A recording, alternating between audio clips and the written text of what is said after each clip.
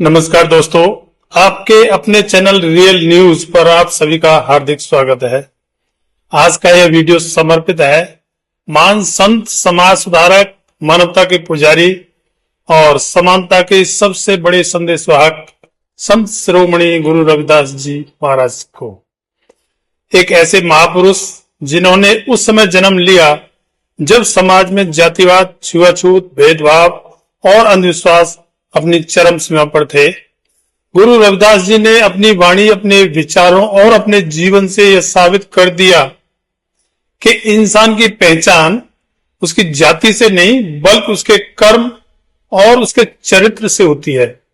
आज इस वीडियो में हम जानेंगे गुरु रविदास जी का जन्म और बचपन, उनका संघर्ष भरा जीवन, उनकी शिक्षाएं, उनके प्रमुख दोहे, समाज पर उनका प्रभाव और आज के समय में उनके विचारों की प्रासंगिकता। तो चलिए शुरू करते हैं। संत रविदास जी का जन्म लगभग 1377 ईस्वी में काशी, जिसे आज वाराणसी के नाम से जाना जाता है, के पास सीर गोवर्धनपुर गांव में हुआ था, ऐसा माना जाता है। उनका जन्म एक ऐसे समाज में हुआ था जहां जाति के आधार पर इंसानों के साथ भेदभाव किया जाता था। उनका परिवार चर्मकार समाज से था। पिता का नाम था संतोष दास और माता का नाम था कलसा देवी। बचपन से ही रविदास जी बहुत सरल, शांत और दयालु स्वभाव के थे। उनका मुख्य कार्य था जूते बनाना, लेकिन मन हमेशा भक्ति और मानव सेवा में लगा रहता था। वे बचपन से ही कहते थे, काम चाहे जो भी हो, अगर मन सच्चा है तो वही पूजा है। शिक्षा और आध्यात्मिक झुकाव।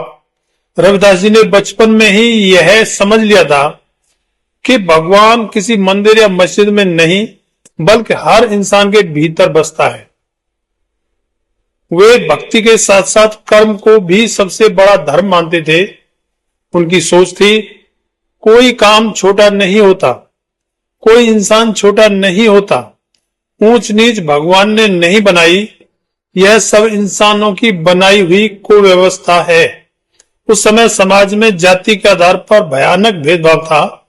नीची कही जाने वाली जातियों को मंदिर में प्रवेश नहीं, पानी के कुएं से पानी नहीं, बराबरी का अधिकार नहीं।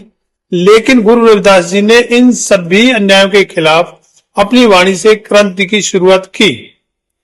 उन्होंने कभी तलवार नहीं उठाई, पर अपने शब्दों से समाज की सोच बदल दी। वे कहते थे, मन चंगा तो कठौती में गंगा, अर्थात अगर मन पवित्र है तो भगवान हर जगह है। कहा जाता है कि मेवाड़ की महारानी मीराबाई भी गुरु रविदास जी की शिष्या थी।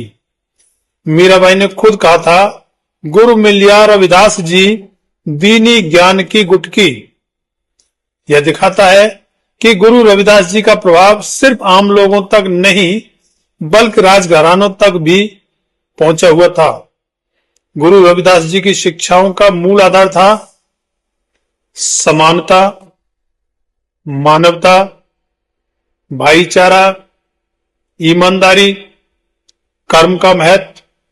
उनका सबसे बड़ा संदेश था, सब इंसान बराबर हैं। वे कहते थे, जाति के नाम पर भेदभाव पाप है। इंसान का मूल्य उसके कर्म से है। सच्ची भक्ति वही है जिसमें मानव सेवा हो। उनके कुछ प्रसिद्ध दोहे इस प्रकार हैं, ऐसा चाहूं राज में जहां मिले सबन को अन्न, छोट बड़ो सब सम बसे, रविदास रहें प्रसन्न। अर्थात वे ऐसा समाज चाहते थे जहां कोई भूखा ना रहे और सब बराबर हों। जात पात पूछे नहीं कोई, हरि को भजे सो हरि का होई। अर्थात भगवान के लिए कोई जाति मायने नहीं रखती। गुरु रविदास जी ने एक आदर्श समाज की कल्पना की थी जिसे उन्होंने नाम दिया था बेगमपुरा। बेगमपुरा का अर्थ था दुख रहित समाज। बेगम, बिना गम के राज। भेदभाव रहित समाज, अन्याय मुक्त समाज, समानता और न्याय पर आधारित समाज। आज का संविधान और लोकतंत्र भी इसी भावना के बहुत करीब है।